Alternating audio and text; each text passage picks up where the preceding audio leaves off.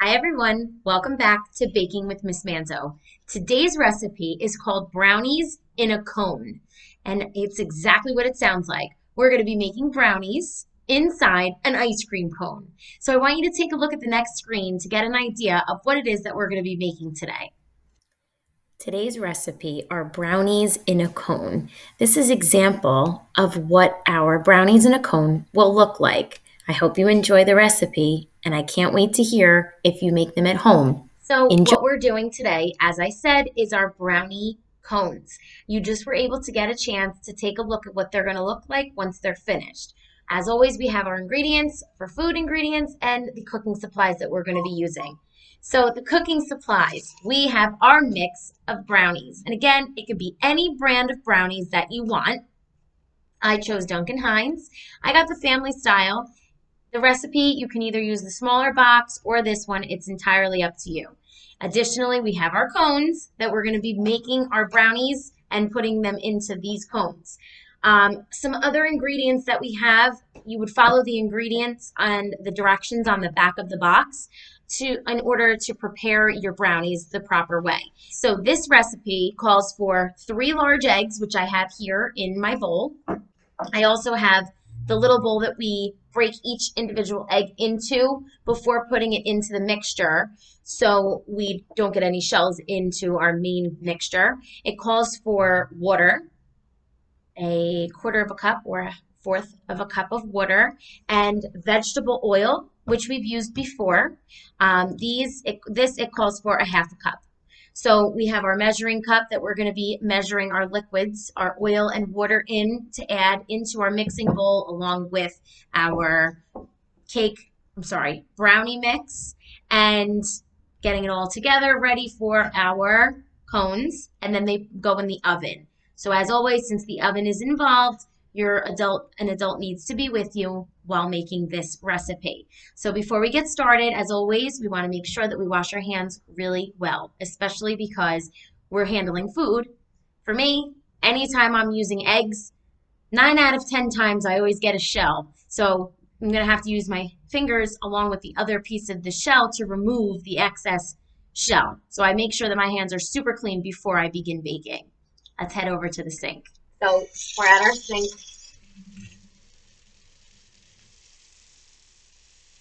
So again, take your time when washing your hands since we are handling food. You want to make sure that all the germs are gone.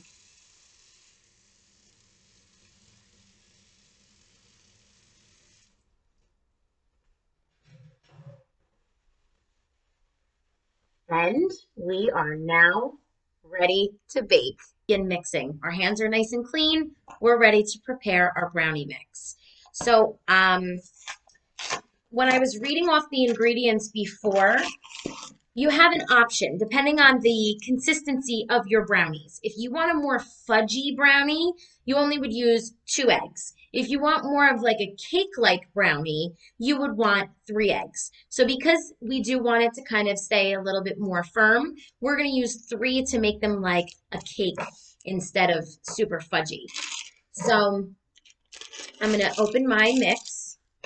Again, we're using that box. Now, before I actually start, I want to preheat our oven so that while we're mixing everything, the oven is set and ready to go. So what we're going to be doing is we are going to preheat our oven to 350 degrees. So I'm just going to go over there. And again, an adult must be present since we're handling our oven.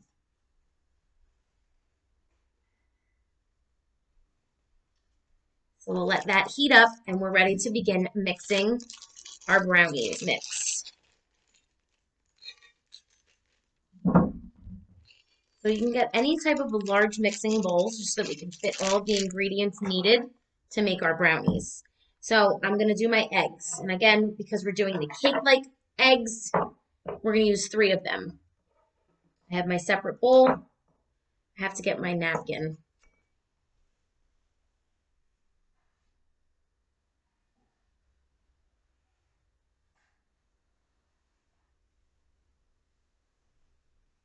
I always tend to make a mess with the egg. So I'm going to leave 1 extra over here. I'm going to crack our egg. Nice, no shells. Cool, cool. So I'm just going to throw this in the box. Okay, dump the one egg in. Going on to egg number 2. See, got a little shell there. No big deal. Scoop it right out. Okay, it doesn't want to come out. Here we go. Good. See what I said? Always getting eggshells in there, which is why it's a great idea to use this extra cup to separate it so that it doesn't go in the mixture. And then our third one.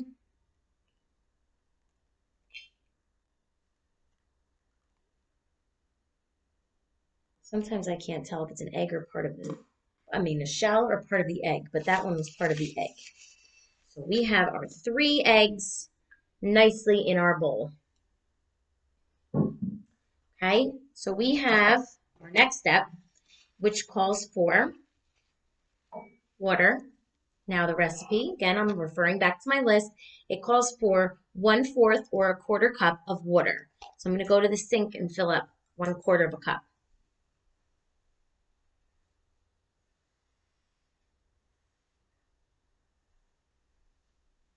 Now remember, we're using a measuring glass and liquid, so you want to place it on a flat surface and get down on eye level to make sure that you're at the correct measurement. So I have my 1/2 cup of water. That's going to go in. And then it calls for a 1/2 cup of oil, vegetable oil. So now, again, 1/2 cup. Perfectly in line. It's like measuring with a ruler also. We always know we have to be super precise. That's going to go right inside. So now all of our ingredients for the brownie mixture is here. Okay, so now unlike cake mixture, what we get to do with brownie, we could just use a regular wooden spoon. You don't have to use an electric standalone mixer or the handheld mixer. You're just going to mix it using your wooden spoon. So I like to kind of break up the egg first, and then again, I take my time going slowly at first so that the batter, the powder from the mix, the brownie mix, doesn't pop out of the bowl. So now the recipe that I have for the brownie cones, it tells you to follow the recipe on the box for the brownies, but it tells you that you should really be mixing this about 50 times. So you don't have to sit here and count to 50, but that's what they say. It takes about 50 strokes in order for all of the mixture to be combined. So I'm going to do that now, and once it's done, then we're going to get ready to fill our cones. So we're about ready to fill our last cone before we get to put them in the oven. So we always like to talk about different variations of the desserts and different ways that we can change it up. Let's say you're not really that much of a chocolate person. That's okay. You could mix up your favorite cake mix. So if you really are a funfetti fan, right, you can make up your funfetti batter just like you would be making a cake. And instead of filling the cones with your brownie batter, you would fill it with cake batter. So that is entirely up to you. You get to determine what you like best. Again, everyone in my life, for the most part, big chocolate fans. So I decided to use brownies. But I know I used to be a cheerleader in college, and my cheerleading coach sometimes after games would do this dessert using cake mix. And then what she also did, and what you have an option of doing too, is once the brownies or cake mix, whatever you've chosen to make, come out of the oven, once they're cool, you can ice them similar to you would do a cupcake or a cake. You can ice it so it looks more like an ice cream cone with sprinkles. It's always up to you what you choose to do. I always like to think of baking like art. You can do as many different ways as you want. So this recipe calls for about 20 minutes at 350 degrees. So we remember when we put this into the oven, we use our oven mitts because the oven is very hot, and we want to take our time, and then we'll time it for 20 minutes. And then once the timer goes off, we're able to see if the toothpick comes out clean. We've been doing that with a lot of our baked goods. So we're going to head over to the oven and we're going to watch how carefully we put this in. So we have our oven mitts on. We are ready to carefully put our brownie cones inside the oven.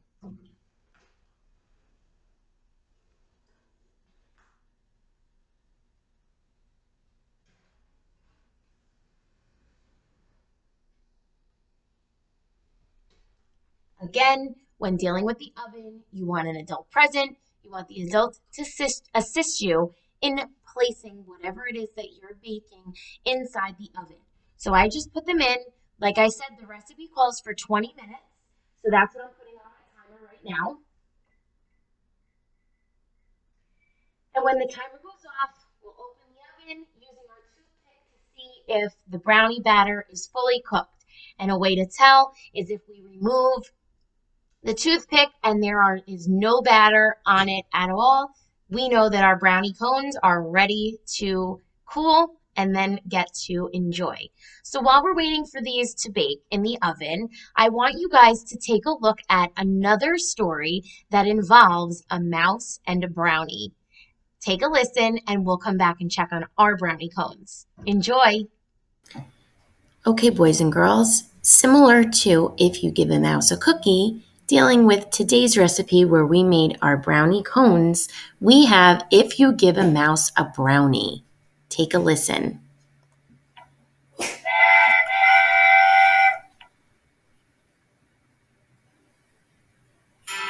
All aboard! Welcome to the Storytime Train. Please subscribe to enjoy more videos. If You Give a Mouse a Brownie, written by Laura Numeroff, illustrated by Felicia Bond. If you give a mouse a brownie, he's going to ask for some ice cream to go with it. When you give him the ice cream, he'll ask you for a spoon. He'll start drumming on the table. Drumming will get him so excited, he'll want to start a band. You'll have to play guitar. He'll want to put on a show. So you'll have to build a stage. Then you'll need some spotlights and a microphone. When the stage is finished, he'll want to make lots of tickets. You'll have to find paper and markers. When the tickets are done, he'll decide to make posters as well. He'll hang them all over the neighborhood. When he's out hanging them, it might start to rain. He'll fold some posters and make a little boat. Then he'll sail it in a puddle. He'll get so wet, he'll start to sneeze. You'll have to put him in your pocket to stay nice and warm. When he peeks out of your pocket, he'll smell something delicious. The smell will remind him that he's hungry. You'll have to take him to the store and get a few things to nibble on. Of course, he'll want to have a picnic. When the sun comes out, you'll have to take him to the park. While you're setting up the picnic, he'll see a playground. He'll jump on the swings. He'll go as high as he can. And when he looks up at the sky, he might notice a big white cloud. The cloud will remind him of ice cream. He'll probably ask you for some. And chances are, if you give him some ice cream, he'll want a brownie to go with it. The end.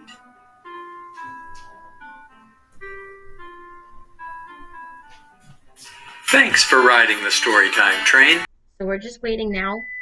There's the timer. We have to check now to see if our brownie cones have any excess batter when we use the toothpick to test the inside.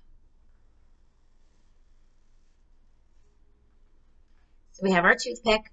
I'm going to get my oven mitts and I'm going to take them out to actually test, and then if we have to put them back in for longer, we do. If not, then they are ready to begin cooling.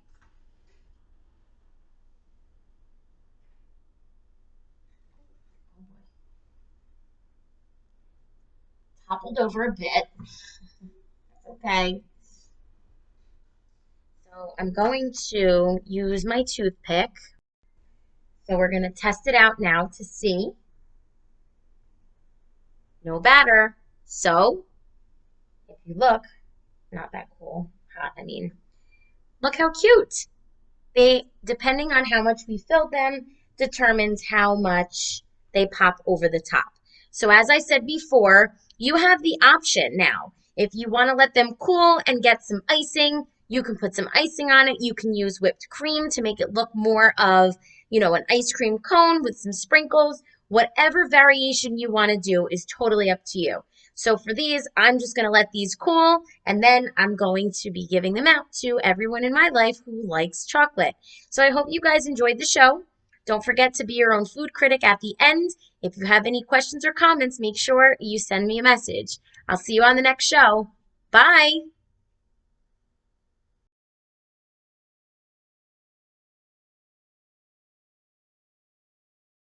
Okay, boys and girls, we made our brownies in a cone. Now we're going to get to watch ice cream cone cupcakes. It's a little variation of what we did, but another option as I talked about during the recipe. Check it out.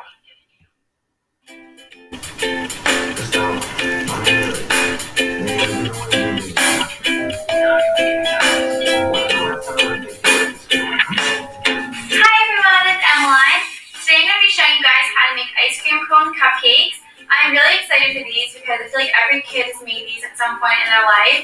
I haven't made these in a really long time. I do have a video on more like cake pop ice cream cone cupcakes. So I will have a video, link that down below. So if you guys want to learn how to make these, then just keep watching. I'm going to start off by preheating my oven to 350 degrees. Here I have a vanilla cake mix and I'm adding in some purple food coloring. You guys can use any type of cake mix that you guys would like. Now I have my cupcake cones, or my ice cream cones rather, on a aluminum sheet. You guys can put these in a cupcake tin if you guys would like. I just have it on the sheet because I had to make a bunch of them for my cupcake class.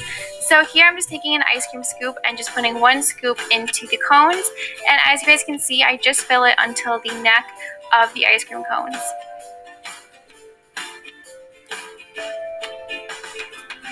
Next, we can place these in the oven for about 20 minutes, and this is what they look like when they come out. Here I have a Wilton 1M tip, and I'm just going to create a classic swirl on the cupcake, and it looks just like the soft serve ice cream.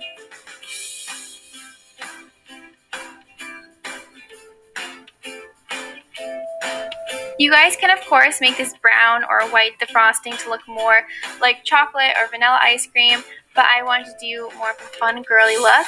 So next we're going to make some cherries, so I just rolled out some red fondant into a ball and some green fondant for the stem, and I'm just placing a toothpick in so I can place the stem inside. I know that the stem should be brown, but when I brought this to my cupcake class, the girls wanted to do green because they thought it looks cuter, and I do agree it does look cuter than the brown. So that's why I have a green stem. And here I am adding on some mini sprinkles.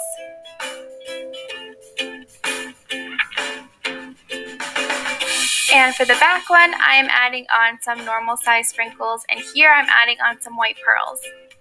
My new blog just went up, which is sweetemmalines.com, so I put a blog post for these, and I added some pictures of the cupcakes the little girls made from my cupcake class. You guys should definitely check that out if you want to see more pictures. So I hope you guys enjoyed today's video. If you did, be sure to give it a thumbs up. And if you guys recreate these cupcakes, be sure to send me a picture to either my Instagram or Twitter. I hope you guys are all having a lovely day, and I'll talk to you next time. Bye! Okay, boys and girls, what we're going to do here is this is going to be the final thing that we'll do at the end of every recipe that we create. This is something that kind of rates our recipe. It'll tell you what you thought of what it looks like, how it tastes, what it smells like, texture. You get to be the food critic. Now, what a food critic does is a food critic rates all those different areas of a recipe. You guys are going to be able to be the food critic based on my recipe. Now, if you don't make it on your own, you can imagine what you think it might taste like and smell like and the texture of it. We can just focus on the visual representation then, what it looks like. And then what you could do is on a plate,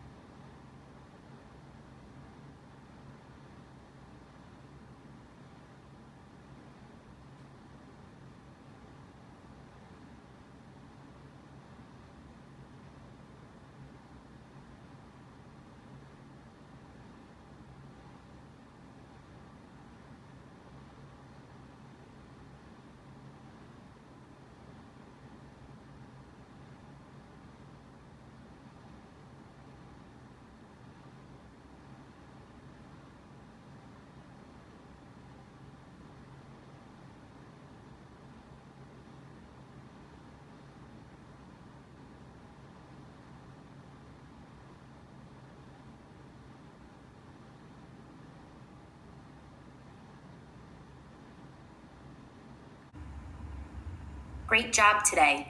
I hope you enjoyed. See you on the next video.